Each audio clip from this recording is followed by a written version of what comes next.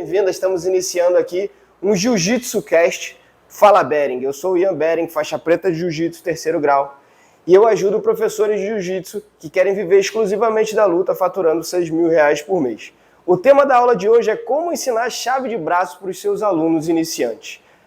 Primeiro a gente tem que entender o que é a chave de braço em si. E aí eu vou chamar meu Ricardão, meu querido companheiro de treino e aluno, para explicar melhor o que é a chave de braço. Chave de braço é uma alavanca feita diretamente no cotovelo que vai fazer com que, anti-anatomicamente, o braço torça, né? Ou seja, o braço vá no sentido contrário. Então dobra o braço, esse é o sentido anatômico coerente, estica bem o braço, hiperestende o braço aqui, não vai mais. Se for mais, vai ocasionar provavelmente uma grande lesão, pode ser uma fratura, pode ser uma luxação, e pode ser uma torção, pode ser um monte de coisa, pode romper ligamento, ou seja, a chave de braço ela vai trabalhar em cima de uma alavanca que vai gerar uma lesão no cotovelo. E aí que está um detalhe, as pessoas confundem muito, os alunos principalmente, confundem muito, e por isso que é importante a gente sempre esclarecer, chave de ombro com chave de braço.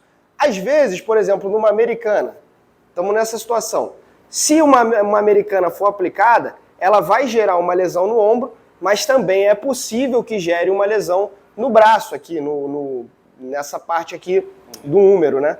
No húmero, nesse osso que conecta o cotovelo ao ombro, assim como uma quimura, um omoplata, pode gerar uma fratura perto do cotovelo também, mas é uma chave aplicada diretamente no ombro. Então essa confusão, ela precisa ser explicada, ela precisa ser elucidada para que os seus alunos não confundam chave de braço com chave de ombro. E a gente tem que entender também que existem vários tipos de chave de braço. Existe a chave de braço com o seu próprio corpo, né? Você aplica usando o seu cotovelo, o encaixe das suas costelas. A torção da chave de braço ela pode ser feita com o seu tronco, ela pode ser feita também, dá só uma olhada ali, Heitor, por favor, você vai pegar, com o quadril e as pernas.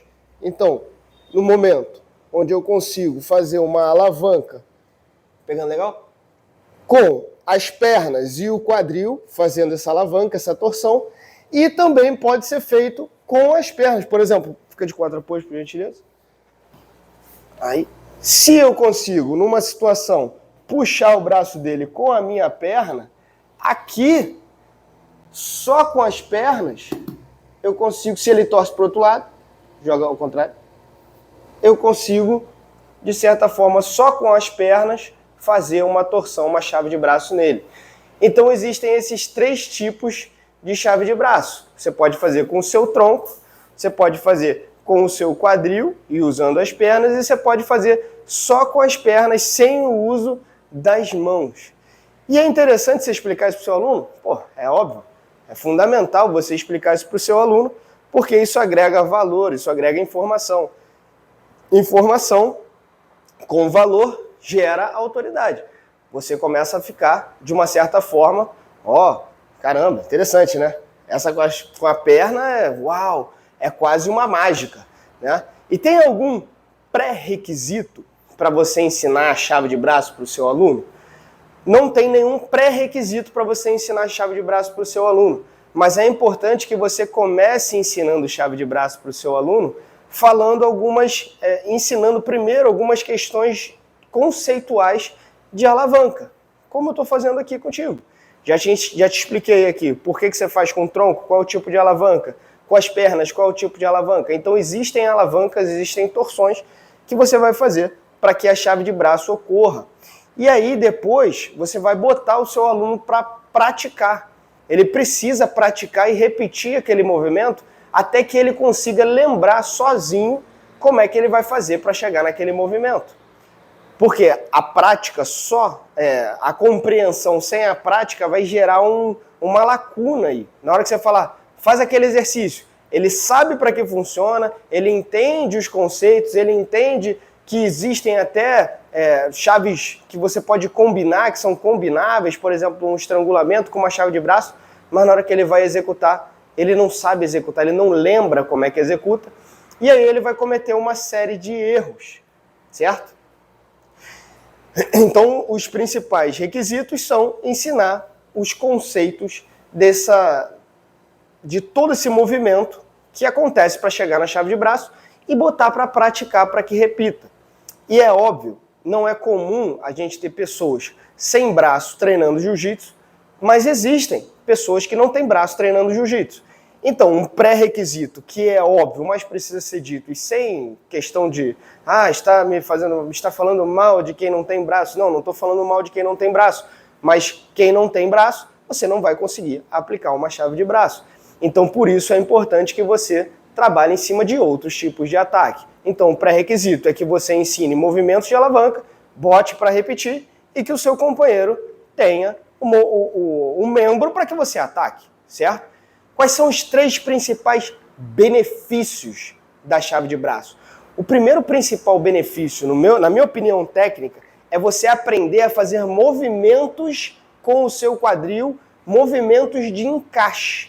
Porque, por exemplo, nessa técnica aqui da chave de braço em pé, onde o cara empurrou o seu ombro, pode ser também no puxão de cabelo ou no enforcamento frontal, para eu aplicar uma chave de braço nele, eu não consigo fazer um movimento... mas aqui se eu pegar e dar um pancadão... Sim, você está dando um golpe traumático, você não está aplicando uma técnica de chave de braço com domínio. Então a chave de braço eu vou precisar avançar para cima, conectar cotovelo, corpo, olha o giro do meu corpo, o giro do meu quadril, meus pés bem paralelos, a base, o joelho semi-flexionado, o movimento entrando, eu não posso perder postura, se eu perco postura ele tira o braço, então eu tenho que manter minha postura, agora eu tenho que entender que é fechar o cotovelo e elevar o punho, olha como é que o Ricardo vai descendo já sentindo uma dor.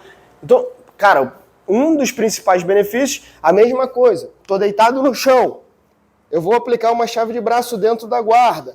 Eu tenho que entender que o meu quadril precisa se mover, minhas pernas igualmente precisam se mover. Eu preciso ter uma aderência, que eu preciso me prender atrás das costas dele para quebrar a postura dele, prender a cabeça dele para que ele não levante o corpo e não me amasse.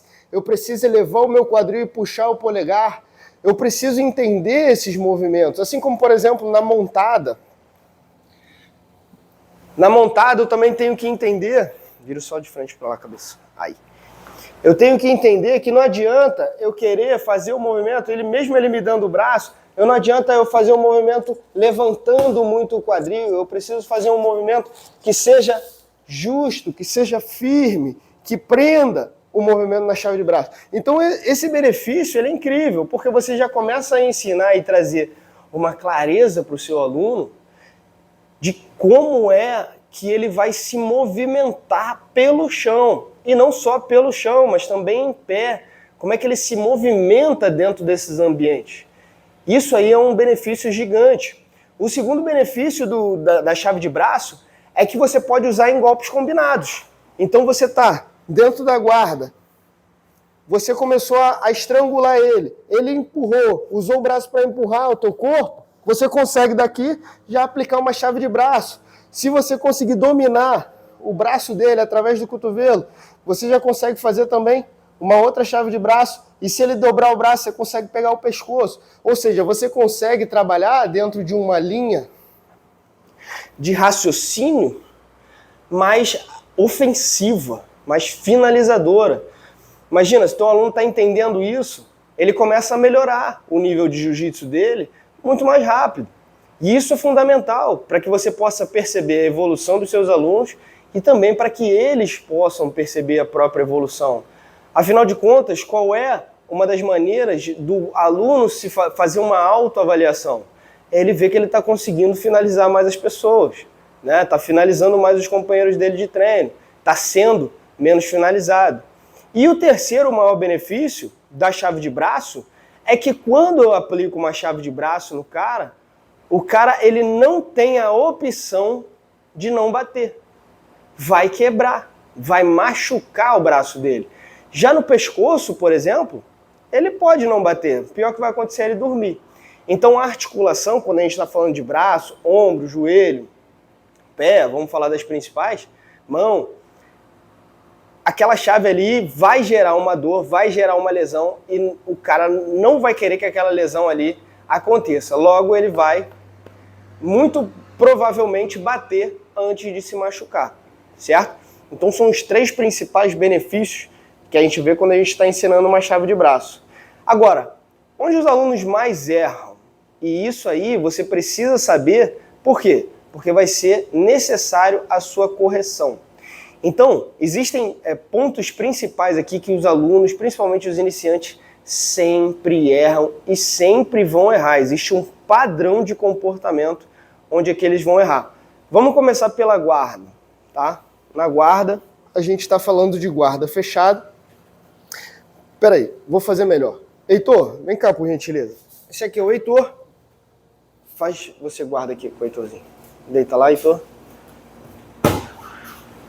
O Heitor vai dar uma chave de braço na guarda. Vamos ver se ele vai fazer o... Ó. A gente já viu aqui, e é claro, isso aqui é como critério de estudo, tá? Não de forma alguma de exposição ou humilhação. Se fosse para fazer isso, eu fazia um vídeo de comédia. Sacaneando, inclusive eu sou muito bom em sacanear, né? Mas isso aqui é só pra gente fazer um momento de estudo. Volta lá. Então, isso aqui pode ser visto como um erro, agarrar com as 2 mãos o mesmo braço? Não está errado, mas sim, pode ser visto como uma construção equivocada de uma chave. Por quê? Porque você está expondo o que você vai fazer. Você está expondo toda a sua real intenção. E quando você está expondo sua real intenção, dificilmente o cara que sabe o que está acontecendo vai permitir que aquilo ali siga. Então, quando você vem com as 2 mãos e puxa o braço dele, é natural que o Ricardo fale, porra, vai atacar meu braço. Então, eu fecho o cotovelo e a chave de braço dificilmente vai acontecer.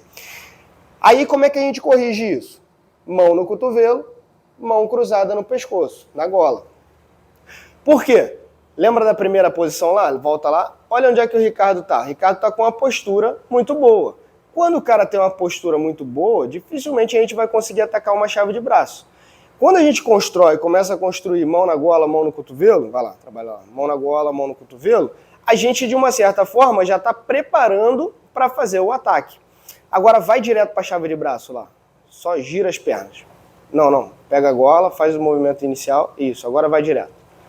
Quando ele vai direto, você percebe que o quadril do Heitor ficou parado apontando para o Ricardo. Esse quadril ele tem que virar na direção de fora do Ricardo.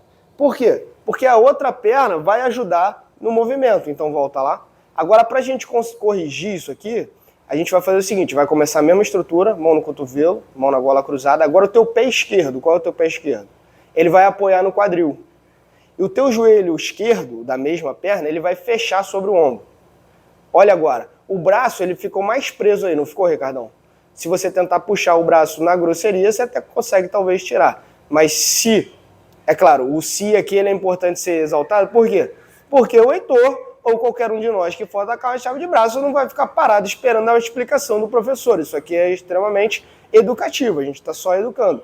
Agora, se você tenta passar a perna esquerda direto por cima da cabeça do Ricardo, fica ruim, não fica? Fica bem difícil. Volta lá, bota o pé no quadril, fecha o joelho. Agora a tua perna direita bate no sovaco, jogando a cabeça do Ricardo lá no chão, e agora você passa a perna esquerda por cima da cabeça.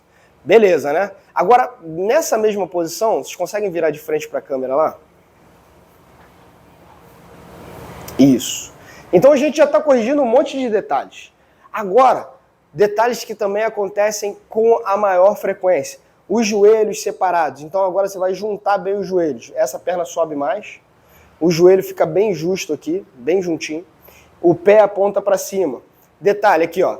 Normalmente o que acontece? O Heitor já sabe, não fez. Cruzamento de pé.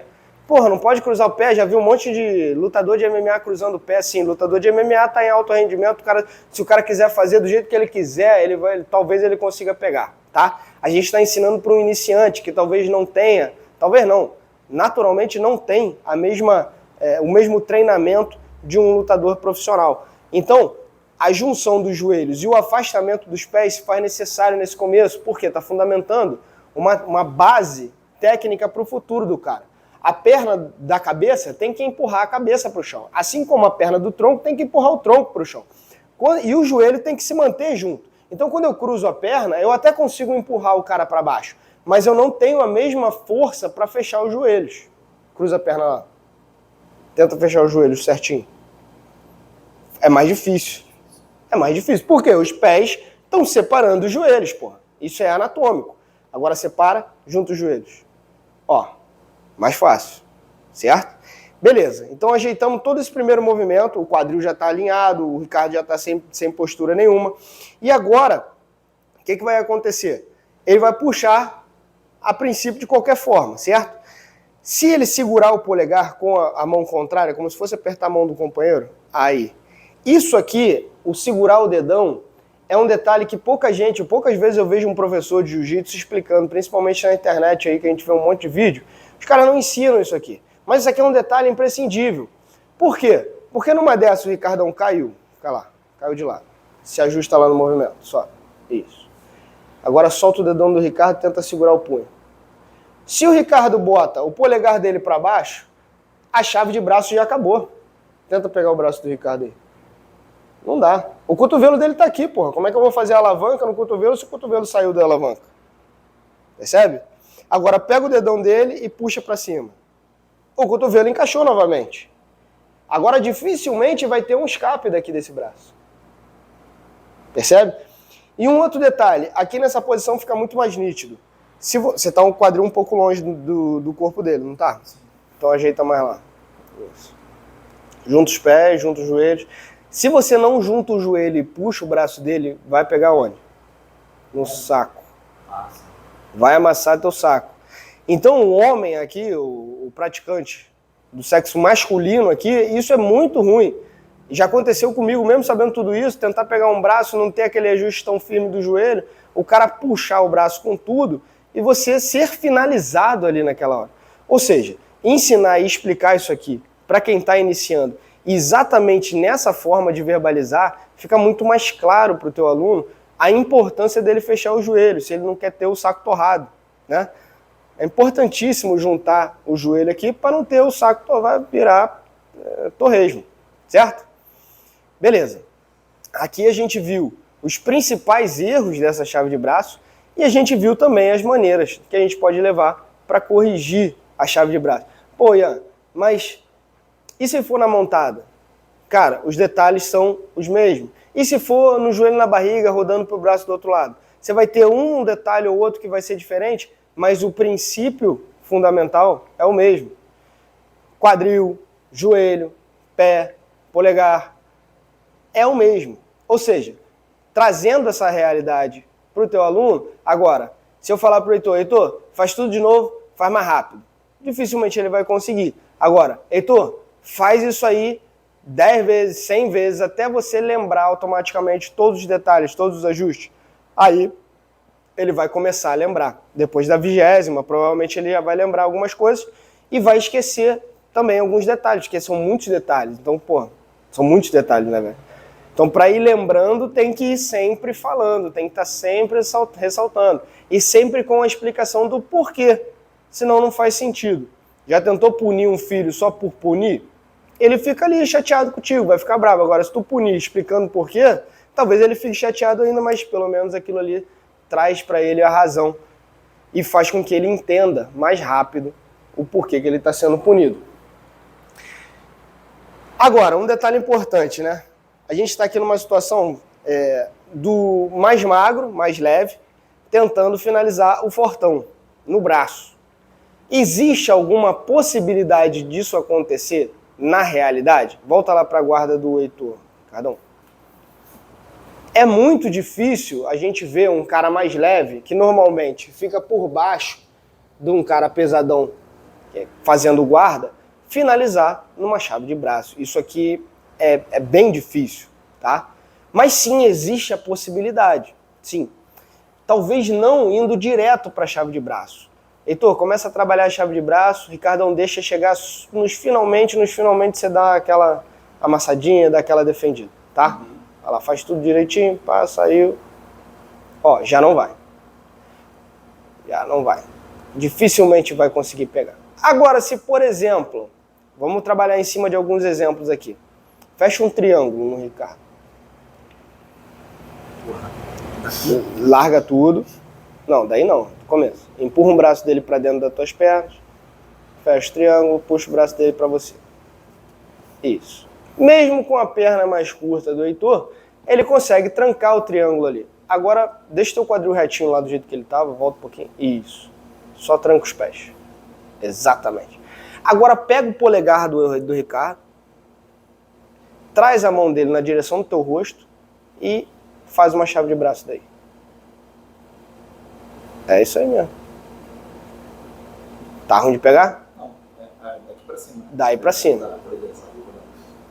Aqui é uma situação mais provável do mais leve conseguir finalizar o mais forte numa chave de braço. Porque o Ricardo ele já está preocupado não com a chave de braço, ele está preocupado com o triângulo. E ao se preocupar com o triângulo, ele vai entrar numa de defender o triângulo. Ao tentar defender o triângulo, existe a possibilidade real dele deixar o braço ficar mais vulnerável, certo? Mas, por exemplo, vamos trocar a técnica aqui. Imagina que o Ricardo tomou uma chave de braço e caiu deitado no chão, igual você estava anteriormente. Caiu deitado, isso. Agora não caiu com o braço esticado, o Ricardão segurou mão com mão. Exatamente. Me diz quando o cara mais fraco vai conseguir arrancar no muque a pegada forte do gigante? É muito complicado. Realmente é muito difícil e talvez só gaste força, o Ricardo dê uma barrigada e suba e termine de amassar, passando a guarda do Heitor. Agora, se o Heitor planta o pé do lado da orelha do Ricardo ali, travando a cabeça, e traz o teu calcanhar na tua direção. O outro pé trava embaixo do sovaco do outro lado e junta bem o joelho. Agora, o bíceps, ele é mais forte nesse sentido aqui, porque está sendo uma tração na horizontal, do que, por exemplo, o deltoide, o ombro do Ricardo.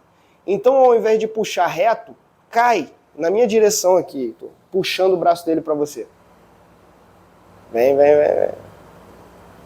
Aqui a gente consegue fazer uma posição simples e eficiente, sem gastar toda a exigência de força e talvez sem perder a possibilidade de uma finalização de braço, que a gente ficaria ali na tentativa de quebrar, romper um muque ali do cara.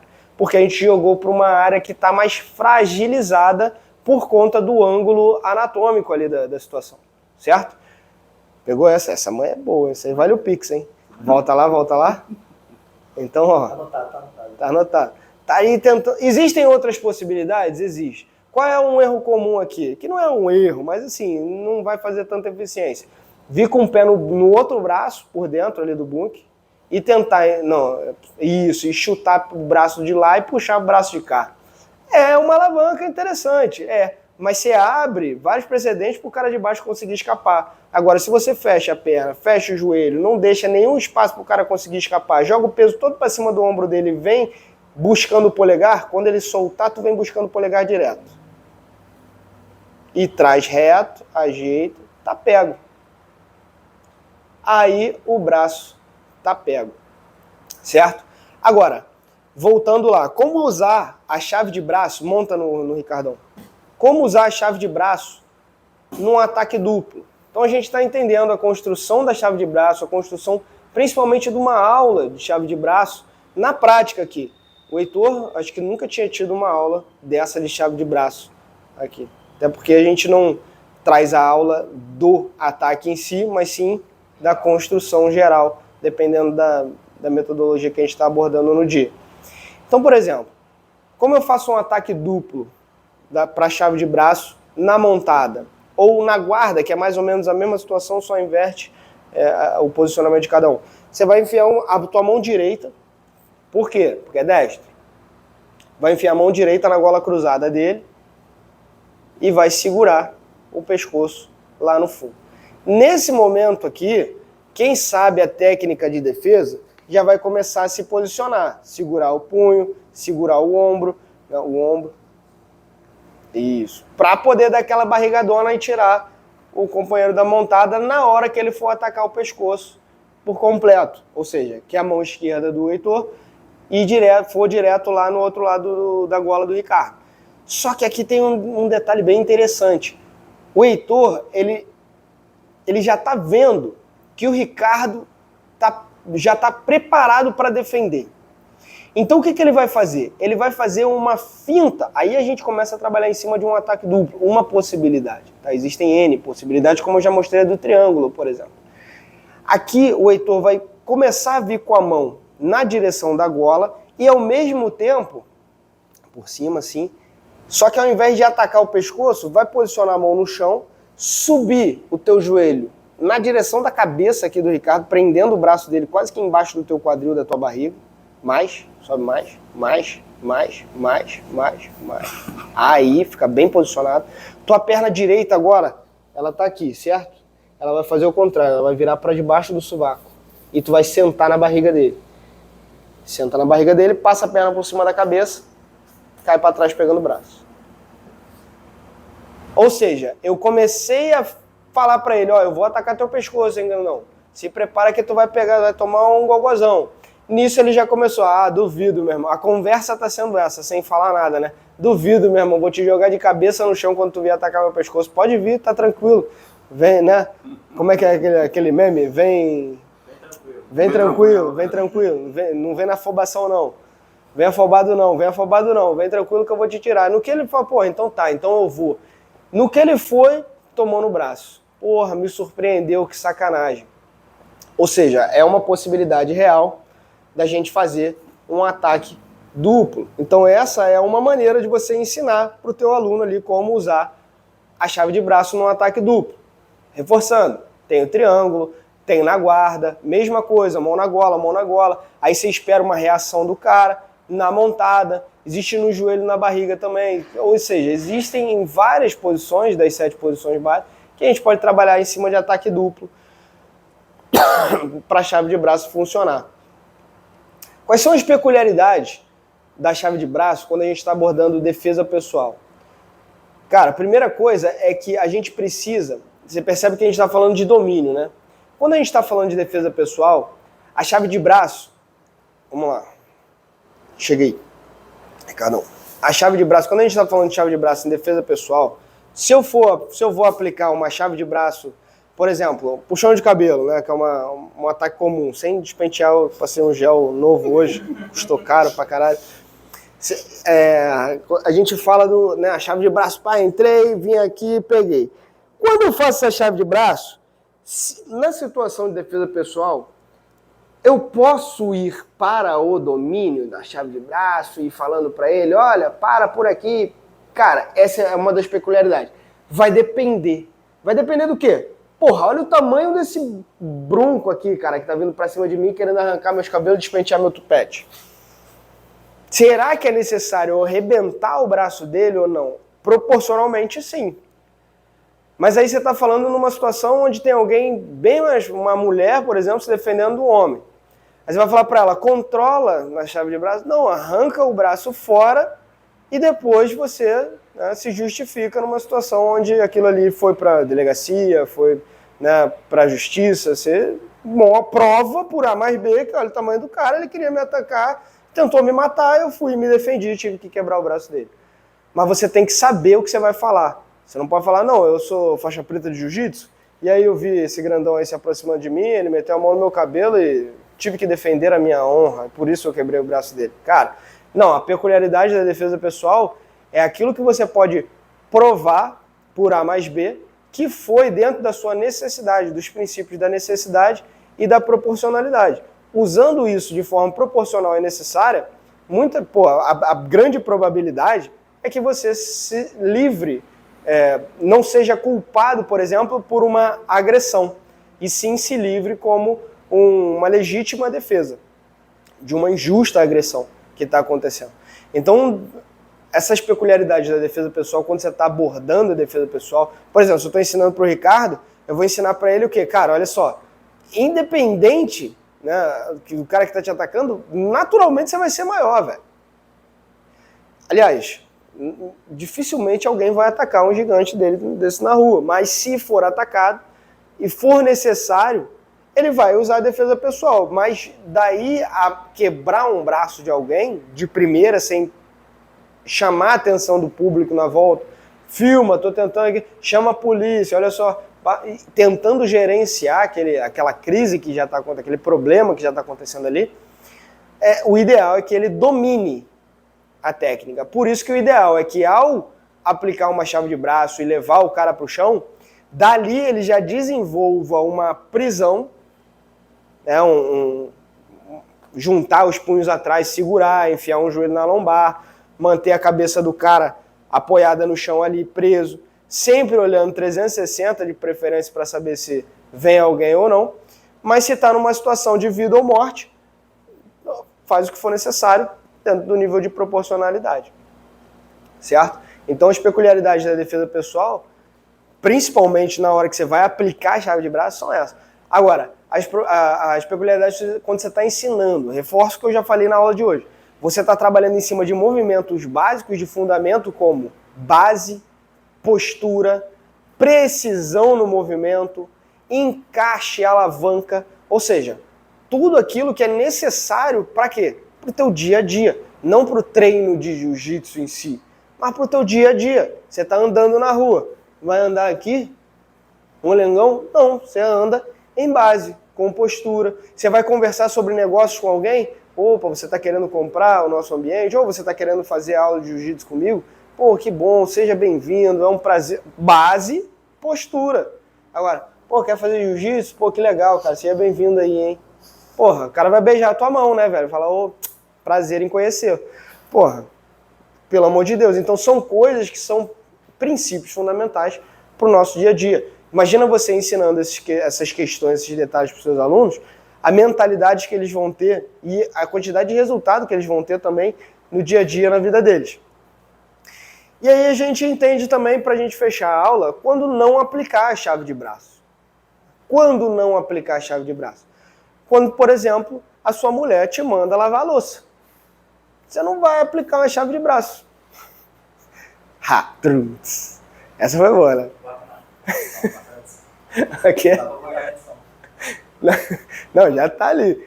Quando tua mulher te mandar lavar a louça, tu vai lá e nada de aplicar a chave de braço nela. Quando você não aplica a chave de braço? Quando o braço não é propício. Então você tá treinando com o Ricardão, tá treinando com um cara grande, mais forte, tá fazendo guarda com o cara, porra, não vai atacar a chave de braço no cara, velho. Você tá na montada, você não vai atacar uma chave de braço, não de primeira. Então a chave de braço, quando você está explicando pro teu aluno, quando não fazer a chave de braço, você tem que deixar claro para ele, cara. Você vai atacar a chave de braço quando? Quando for propícia, quando for propício que você faça aquela situação. Se não, ataca outro ponto primeiro, fazendo com que o teu companheiro, o teu oponente, exponha o braço. Se você for um cara que gosta muito de aplicar a chave de braço, seu aluno é um cara que gosta muito de aplicar a chave de braço, ele vai entender isso mais cedo ou mais tarde. Ele vai entender isso da forma boa ou da forma ruim.